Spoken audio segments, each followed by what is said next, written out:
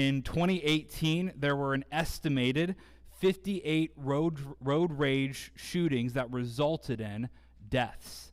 58 people shot and killed over getting angry in traffic. That's a crazy stat.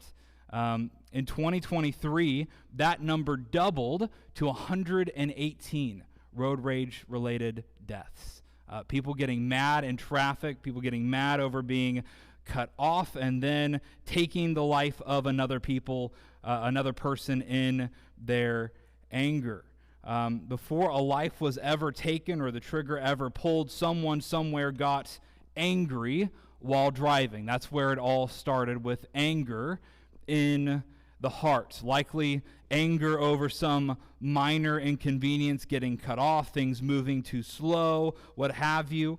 But at the heart of deaths like these and crimes, other crimes of passions, is often anger. Anger is a far bigger deal than I think we realize sometimes. Anger is a far bigger deal than we realize sometimes. Anger in the heart leads to evil words, wicked behavior, and even the taking of innocent life. Anger is a big deal. You think of the classic Marvel Comics character, the Incredible Hulk, who, when he becomes angry, goes from being a kind, logical scientist to being a unrecognizable giant green monster who likes to smash things. Anger transforms a person. It makes you into someone who is seemingly different than who you normally are. Anger is a big deal. This morning we are going to look at what Jesus has to say about murder and anger, and how he kind of puts these two ideas, these two sins together, and how they relate to one another and at the heart level and in different ways. And so we're going to explore that this morning in Matthew chapter 5, starting in verse 21. Here Jesus says that judgment will fall not only on the murderer, but on the person who curses or will not reconcile with his brother. And we'll unpack what that means specifically, but there's a really just interesting idea, the weight that Jesus puts on anger and the fruit of anger. This idea that the murderer is not only worthy of punishment, but also the one who's guilty of the underlying cause of murder. Anger is worthy of punishment. Anger is a big deal. We've been working through the Sermon on the Mount, as I mentioned just a few moments ago. Verses 17 to 20, Jesus has kind of set up this passage that we're going to look at this morning. He's the fulfillment of the law, and now in this passage on anger and the next one on lust and all the way through the end of chapter 5, he begins to explain what it looks like to fulfill the law as it is fulfilled in him. And in doing that, he deepens the law. He shows that the law is actually about the heart, not just the behavior. And that's what we're really going to see this morning as we look at anger in this passage. It's not just murder, killing somebody, that is wrong, but it is the anger in the heart that is also wrong. Before someone is ever killed, before adultery is ever committed, what have you, there's something that's gone wrong inside of us. And so we're going to explore that idea this morning with Jesus. We're going to consider 3 facts about anger together. And I hope that as we look at these 3 facts, you will see that anger is a big deal. Anger is a really big deal. So let's read Matthew chapter 5, starting in verse 21, and then we'll look at our first fact about anger. Matthew 5, verse 21, our Lord says this: "You have heard that it was said to those of old, 'You shall not murder,' and whoever murders will be liable to judgment. But I say to you that everyone who is angry with his brother will be liable to judgment. Whoever insults his brother will be liable to the council, and whoever says 'you fool' will be liable to the hell of fire. So if you are offering your gift at the altar, and there remember that your brother has something against you, leave your gift there before the altar and go. First be reconciled to your brother, then come and offer your gift. Come to terms quickly with your accuser while you are going with him to court, lest your accuser hand you over to the judge, and the judge to the guard, and you be put in prison. Truly I say to you, you will never get out until you have paid the last penny. Let's pray together this morning. Lord, I pray that you'd help us to understand murder and anger and the heart. Lord, I pray that you'd help us to see our anger, something that we all struggle with, not as some trivial thing or something that just happens, Lord, but as a big deal, as a sin that's worthy of punishment, a sin that we need to deal with rightly. Lord, I pray that you convict us over our sin of anger. Lord, I pray that you would drive us to repentance, Lord, and I pray also that as you expose our sinfulness in our anger and in our words, Lord, that you would help us and lead us to rest on your grace and your forgiveness and motivate us to obey by the gospel. So be with us now as we look at this passage, Lord. May you be honored, may your Son be lifted up, and may your church be edified. It's in your name I pray. Amen. First fact that we're going to see in the teaching of Jesus on anger is that anger will get you into serious trouble. Anger will get you into serious trouble. There's a lot of confusion today about anger, especially in our very psychologized age. Psychologists will tell people to find a vent for their anger. I've counseled people who've been given this advice. They'll be told the way that you need to deal with your anger is to find some sort of way to vent it out. You need an outlet. Go do martial arts and hit somebody, and that will make your anger better. Or buy a nice fluffy pillow like a hotel pillow, and in your room, punch it over and over and over to get your anger out. I've actually heard that before. There's a lot of confusion about what anger is and how we are supposed to deal with it. The remedy in our culture to anger is to let it out in a more appropriate venue. So box with somebody, do a contact sport, play football, play hockey. I played hockey one time. I got kicked off the team because I couldn't skate, and that was sad as a 7-year-old. So I didn't have that as a venue to get my anger out. But that's what our culture tends to say. You need to find an appropriate way to get your anger out. That is common worldly wisdom for our day. Not only do we find wisdom in our culture to give anger an outlet, but we also find wisdom in our culture that tends to shift the blame for anger away from us. And as I talk about this, I know that I'm guilty of doing this, and I know that most of you are guilty of doing this as well. In America, we assume that anger is the fault of the person who makes us angry. Do you follow that logic there? You said it and I've said it. You made me angry. We've all said that at some point, whether it's to a friend, a coworker, spouse, kids, what have you.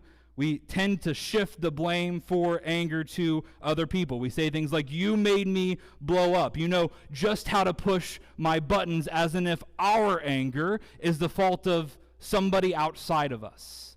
But Jesus actually pops that balloon here in these verses. Anger is not something that comes from outside of you, but from inside of you. And for that reason, we can't go with our culture and blame others for what is actually inside of us. We like to say that our anger is the fault of our spouse, the fault of our kids, the person on the subway, the other car in traffic, or that annoying coworker whose slack we have to pick up. And so, like Adam, we look at our own sin and we say to God, it was the woman you gave me, or we say, it was the serpent who tempted me. Shift our blame to we shift the blame for anger elsewhere. But Jesus does not give us that liberty here. Instead, he teaches that you are responsible for your anger, that it comes from you. Again, Jesus is aiming at the heart. He's aiming at what comes from inside of us. He doesn't tell us that anger is the fault of those around us. Instead, he teaches that you are responsible for your anger and the other sins that come with anger. And for that reason, you will be the one to take the blame for it, and not only the blame for it, but the punishment for it. Because it ultimately, the buck ultimately stops with us. In verse 21, he begins by quoting from two places in the Old Testament. He quotes from the 10 Commandments. He quotes the 6th commandment, thou shalt not murder. And he quotes from Deuteronomy chapter 16, verse 18, on judges being appointed who would be able to punish those who break the law, those who would punish the murderer, those who would punish the thief. Those who break the 6th commandment, those who murder, would be punished, and they are liable to judgment. In the Old Testament, the punishment for murder was death. It was to be a life for a life. If you killed somebody, your life would be taken. And remember, going back to verses 17 to 20, Jesus is not abolishing the law. He agrees with what it is saying, but he is deepening it here.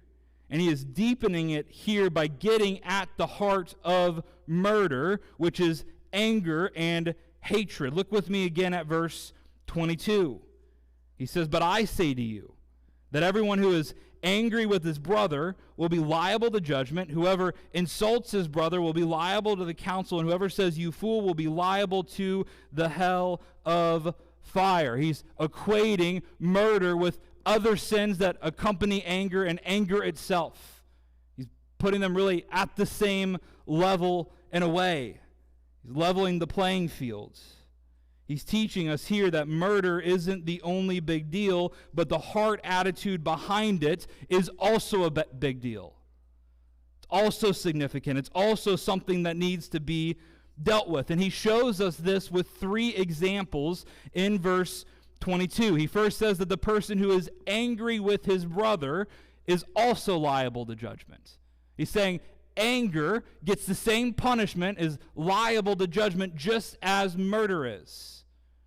Showing us the heart of murder, anger. Then he says the person who insults his brother is liable to be taken to court. That's the next step. There's actually a progression of worse punishments in verse 22. Starts with liable to judgment, then taken to court, and then getting hell.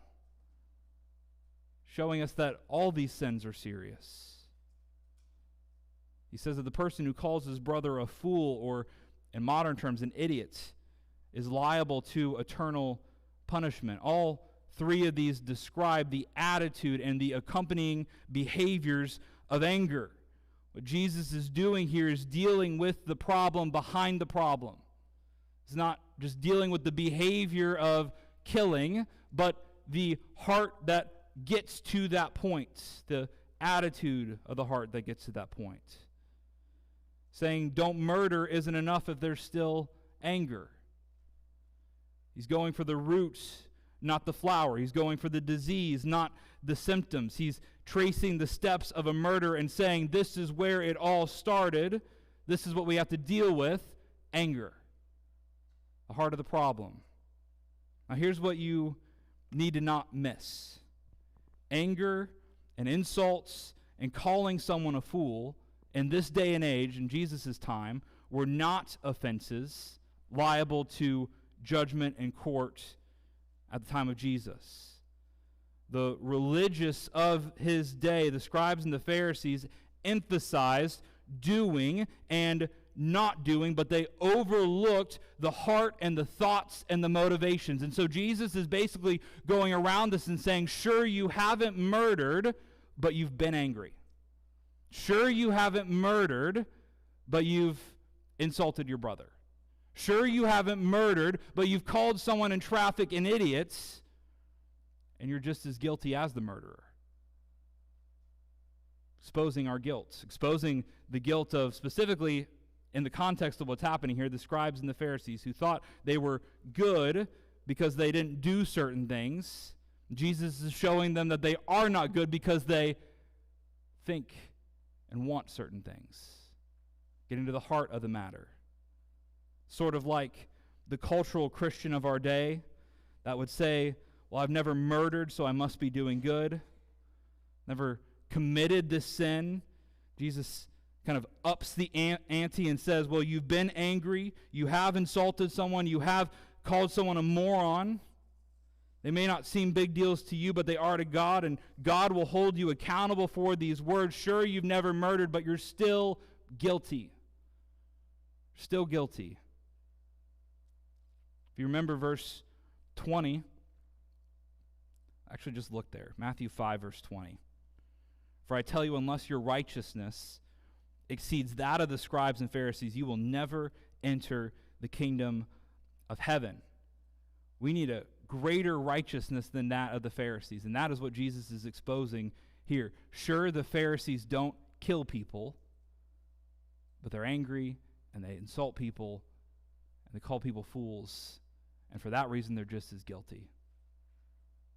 Greater righteousness, one that goes beyond just behavior to the level of the heart, one that not only avoids taking a life, but respects it and honors it. That's what he's after here. And in doing this, Jesus exposes just how guilty we all are. Sure, I've never murdered, but I've been angry. I've insulted people. I've called people fools, and so I'm guilty too. Anger will get us in trouble because God looks at our behavior and our hearts. We need to not miss that this morning. God looks at our anger and our hearts. Remember what God told Samuel when he went to anoint a king in the house of Jesse. 1 Samuel chapter 16, verse 7. But the Lord said to Samuel, do not look on his appearance or on the height of his stature, because I have rejected him. For the Lord sees not as a man sees. Man looks on the outward appearance, but the Lord looks on the heart. Before God, he's not just looking at what you do and how you act. He's looking at what you want, what you desire, what you think, what you feel. That's enough as well to make you guilty in his sight. Murder is a grievous sin with devastating consequences, but so is anger of the heart that leads to murder and wicked words and wicked behavior. Anger is a big deal, and it will get you in trouble. Dale Bruner said that Jesus' commands are good evangelists. Jesus' commands are good evangelists. And what he meant by that is that Jesus' commands, like the ones that we're looking at here in verse 21 and 22, so expose our sinfulness that they leave us with nowhere to run but the grace of God. Nowhere to run but the grace of God, right? If we get what he's actually saying in 21 and 22, there's no one in this room who can feel like they are good on their own. You're guilty, right? Sure, again, you've never murdered, but you've had anger. Never killed someone, but you've said things you shouldn't say. You've blown up on people. You've cursed in traffic. So you're guilty. And so Jesus' commands are good evangelists in the sense that when we look at them and we see how much they command of us and demand of us, and the bar that it sets for us, it shows us our sinfulness and our need of the grace and the mercy of God. It causes us to run to where we can get help because we cannot live up to them. Jesus shows us that the sins of the heart and even respectable sins are deserving of eternal punishments. I have no excuse. I have no excuse. I can't say, well, I've never killed anyone, so surely I'll go to heaven when I die. No, I've been angry. Jesus takes away our every alibi.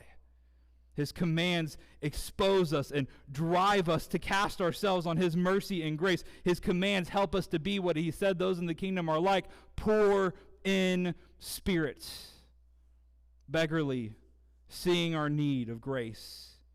If you're here today and you are a sinner, see your need of God's grace. You're guilty. You're guilty. And the only place you can turn to is Christ. Turn from your sin, trust in Christ. Your righteousness will never be enough to get you into heaven, but his is enough. It's enough. We also need to see this morning that anger is a big deal. I've repeated that phrase because I want you to catch that. We are responsible for our anger. Anger is like a snowball rolling down a hill. It gets bigger and bigger and causes more and more problems. And it's deserving of judgment in hell. That's what Jesus teaches here. When anger is not dealt with, it rarely remains as just anger. It turns into evil words, fights, murder, and much more. Anger is far more serious than we often think. It's not the fault of those around us, though they may tempt us to be angry. Rather, anger comes from our own heart. So this morning, we need to understand the anatomy of anger. So I think the first thing that we need to know is that anger starts with you. It starts with you. We cannot fall into the trap of thinking like our culture about this. It's not the fault of the person who frustrates you. It comes from your own heart. Out of the mouth flows the heart, right? It comes from in us. It's not that you're tired. It's not that you've been inconvenienced. It's not annoying strangers. It's not your spouse. It's not your relatives. It's not your coworkers. It's not your kids that make you angry. It's you and your heart. Yes, those things tempt you, but sin comes from inside of us. It comes from inside of us, and so we need to own that. That the sin of anger comes from our hearts. Second thing that I think we need to know this morning, know that there are no respectable sins.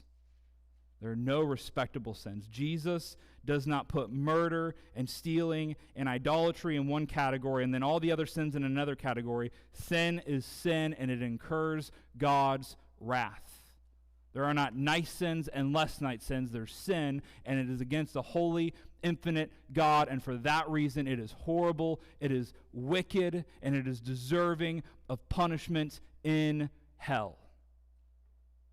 Sin is sin. You need to see your sin, no matter how insignificant it seems to you, as a big deal to God. See your sin rightly. Next fact this morning. Dealing with your anger is a priority. So second fact about anger, dealing with your anger is a priority. Remember 1 Samuel chapter 15, a probably familiar story to many of you, when the first king of Israel, Saul, disobeys God by not wiping out the Amalekites. Instead, he keeps some of their livestock back and some of their treasures and some of their people, including their king, King Agag, back. And he sacrifices the animals, disobeying God. He sacrifices them to the Lord, but he doesn't obey the command of the Lord. And so for that reason, the prophet Samuel goes to King Saul, and he tells him that God desires obedience over sacrifice. God desires obedience over sacrifice. We learn from King Saul's failure that obedience takes priority over religious sacrifice. It's a very interesting passage. In the same way that God told Saul that obedience had to take priority over sacrifice, Jesus, in our passage, tells us that dealing with our anger has to take priority over sacrifice, over worship. Look at verses 23 and 24 with me. So, if you are offering your gift at the altar and there remember that your brother has something against you, leave your gift there before the altar and go. First be reconciled to your brother and then come and offer your gift. First go be reconciled, then come and offer your gift. Jesus gives us a fascinating scenario here. He paints us a picture of someone who's offering a sacrifice at the temple in Jerusalem. He's there to sacrifice some sort of animal. Jesus says that this person, while he's there about to offer the sacrifice, realizes there's like a light bulb that comes on in the moment, realizes that there's somebody who has something against him, and he says that this person should leave their animal there and go and be reconciled first and then come back and make a sacrifice. Now, here's what's incredible about what he's saying in verses 23 and 24. If you remember when we started this series on the Sermon on the Mount, Jesus is teaching this sermon in Galilee.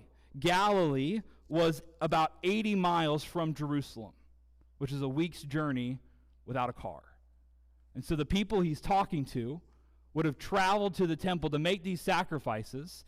And so as he's saying, hey, if you're at the temple and you remember there's somebody who has something against you, you should leave your sacrifice and go back and make it right with them. The people who are hearing that would in their mind think, well, for me to go back is a week's journey. For me to go back is 80 miles of travel, and you're telling me that I need to stop what I'm doing and take all this time to go back to set something right. It's what Jesus is implying here, that it is worth that level of priority to make something right, to fix a broken relationship. It's a huge ask. Dealing with anger and being reconciled to those that we have broken relationship with takes priority over sacrifice. Now, this passage sometimes will be taught like anger and broken relationships disrupt your worship. And that is a generally true idea, but that's not really what Jesus is teaching here. Jesus is teaching us here is about priority. He's talking about what you should do first, what takes priority in our list of priorities. So if you have a broken relationship with another believer, yes, that will distract and disrupt your worship. That is generally true. But what Jesus is aiming at here is that right relationship and dealing with our anger and reconciling broken relationships actually has to take priority in the life of a believer over religious rituals and sacrifices. Setting the priority list for us. He's giving us a to-do list and showing us what should be first on our agenda. Just as it was more important for Saul to obey God instead of sacrificing animals, Jesus says it is more important to be right with one another and to deal with your anger and its consequences than it is to do rituals and spiritual things and offer sacrifice. He's giving us a priority list. Hopefully you see how countercultural this was. The people then were so steeped in religious ritual to hear that it's more important to be reconciled with one another than to go and make a sacrifice at the temple would have sounded like sacrilege to those Jesus was teaching to. They offered sacrifice, they observed festivals and holy days, they kept the Sabbath, but Jesus says it's more important to fix what's broken by calling your neighbor a fool or a jerk or being angry. Go and prioritize that. Go and deal with that before you go and make a sacrifice at the temple. This is what it looks like to be distinct in our living and part of Jesus' kingdom. Living in the kingdom looks less like keeping religious rituals, dates, and patterns, and more like killing anger and fixing relationships broken by anger. Priority. Now, obviously, we're not living in the first century. We're not going to the temple to make sacrifices, but we are just as much susceptible to this trap as the people of Jesus' day were. When we prioritize ritualism and pietism, which just means observing religious and spiritual practices in an empty way, we prioritize those things over dealing with our anger and setting things right and mending relationships. We fall into the same trap that Jesus is talking about in these verses. You blow up at your kids and your spouse and your loved ones, and then you sit down to do Bible study without apologizing and making it right. Jesus is saying, get up and go fix that first. Get up and go make that right first. That's the priority. Then come and study.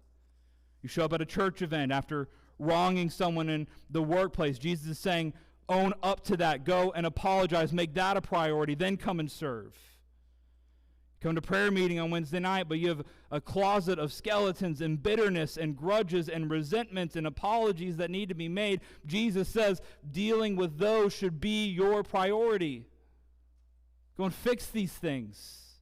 Deal with these things. Set these things right. It's a lot easier to show up to church functions and read your Bible regularly than it is to have hard conversations. Fix broken relationships. Don't cover up the broken relationships in your life with vague spirituality. Jesus is showing us that that's an empty way to live. Dealing with your anger and its consequences is supposed to be a priority. Listen to what the Apostle Paul says in Ephesians 4, verse 26. Michael and I were talking about this when we were going to the movies the other day. It says this, be angry and do not sin. Do not let the sun go down on your anger. So first, just comment on that. There's a category for non-sinful anger. There's anger that's not sinful. We see an example of that when Jesus clears the temple of the money changers. He's angry, but it's a righteous anger. So there's a good way to be angry. It's okay for you to be angry about abortion. It's okay for you to be angry about senseless death and war. Those are things that you can be righteously angry about. Typically, that's not the anger that we have. At least if you're like me, it's not the kind of anger that we have. But Paul tells us not to let the sun go down on our anger, meaning don't let things go unresolved for long. Fix it before the day is over. Prioritize resolving anger and the issues that come along with it over spiritual rituals, activity, religion, and so on. Maybe let me end this second point with this question. Is there a relationship that is broken or that has been harmed by anger in your life that you need to prioritize fixing today? Right, most practical application from the sermon. Is there something that you've left unresolved that you need to make right? Jesus is saying, make that a priority. Go and fix it. Try and fix it. Those who belong to Christ's kingdom should be marked by an eagerness to set what is wrong right. Last fact this morning. Anger is destructive if not dealt with quickly. Anger is destructive if not dealt with quickly. I think this flows nicely from Ephesians 4:26. Anger and the problems that anger causes need to be prioritized and dealt with quickly, because when they're not dealt with quickly and they're not prioritized, it makes life harder. It makes life harder. Think about a small fire. While it is small, it does not hurt much, but if it's not quickly extinguished, put out, it can burn down a building or a forest. Picture a leak under your sink. Though just a dribble or maybe even a small stream of water, if you don't stop it while it's small, in a few hours you'll have a flooded kitchen. A couple weeks you might have some mold. It gets worse over time.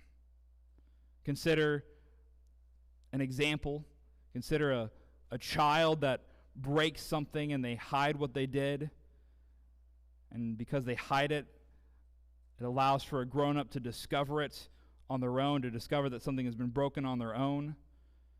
And think about how much more angry the parent is discovering what has been broken as opposed to being quickly told that there was something broken.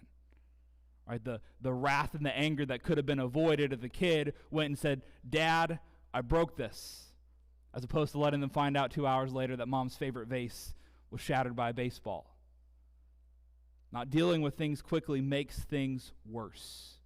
Makes things worse. And that is what Jesus is after in verses 25 and 26. He uses a legal example to make this point. Look at verse 25 with me. Come to terms quickly with your accuser while you are going with him to court, lest your accuser hand you over to the judge and the judge to the guard, and you be put in prison. Truly I say to you, you will never get out until you have paid the last penny. Do you see the progression there? You don't come to terms quickly, it's going to escalate quickly. It'll go from being in court to being handed over to the prison guard to being in jail for the rest of your life. Things get worse when they're not dealt with fast. Come to terms with the person you wronged in your anger quickly before it escalates and gets out of hand, before they take you to court and find you. Don't let it linger. Deal with it. Deal with it before it ever goes to court, before a judge ever hears about it, before you're ever put in prison to pay back the wrong and to reconcile the issue. Now, obviously, what he's saying here applies specifically to legal matters. But Jesus is really just using this legal situation as an example here of how to handle and deal with disputes and damage caused by anger. He's giving us one principle here. Come to terms quickly. Deal with things quickly. Don't let things sit and fester and linger and get worse, because it'll make life harder for you. It's true in a legal sense, but it's true just in our small, petty conflicts in life. When we leave things unresolved, great damage can be done. I'm sure you've experienced it in your life. I've experienced it in mine. Where there's a broken relationship, Instead of addressing it, you let it go on, and then years pass, and it's broken, and there's bitterness, and there's not a chance that things can be fixed. Makes things worse. Jesus is saying people in the kingdom deal with things quickly. They don't let things sit. They don't let people stew. Think about all the situations in your life, whether they be conflicts or broken relationships or wrongs you've committed that you needed to apologize for, that you didn't, that got worse because you did not deal with them quickly. As a kid, I think about whenever I was a kid and I would do wrong, the pain that I could have avoided just by confessing what I did instead of letting it get out of hand, get into more trouble. Think about the conflicts in your life that are festering and temperatures that are raising even right now in your life. Things are getting worse, not better, by waiting. People like to say that time heals all wounds, but that is only true if wounds are treated. It's only true if wounds are treated. An open wound, left uncleaned and uncared for, gets worse. It gets infected. Jesus is saying, don't let that happen in your relationships. Come to terms quickly. It's so easy to think that it would just be easier for us to avoid these conversations, but Jesus is showing us that avoiding them actually makes our life so much worse and so much harder. Piles our problems up. So come to terms quickly with your accuser. Don't let the wound fester. Make it right today. That's our third fact and third application. So, to sum it all up, what have we learned about anger today? We learned that anger will get you into serious trouble, that God sees it as a sin worthy of hell. We've seen that dealing with anger needs to be a priority, and that anger left unresolved causes more problems. Very practical this morning. Jesus is giving us practical wisdom for how to live today, ways to legitimately make our lives easier if we listen and obey. Let me end this morning by giving two scenarios to just drive home what Jesus is teaching us here. First, picture a man who gets angry and says things he shouldn't have said to someone he loves. He demeans the person with his words, and the relationship is now fractured. It's a big blow up. It's a spectacle, and it seems that there's permanent damage done in this relationship. The man's a Christian, but he never tries to right this wrong.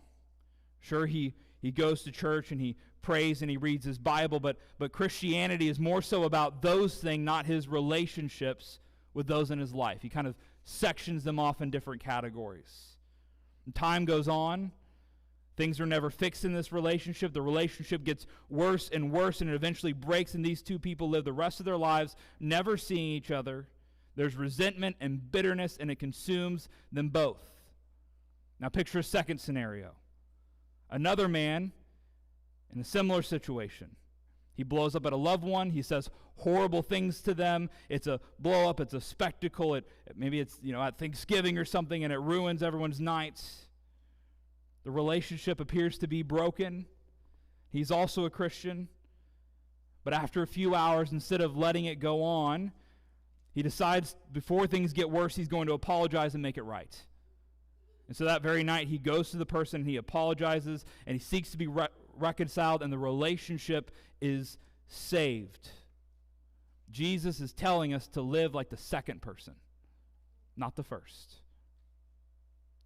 To deal with our relationships like the second man, not the first man. Now, this is not a guarantee, and I don't want you to think this coming out of the sermon. This is not a guarantee that all your relationships will be restored. There will be some people who do not forgive you, and that's on them.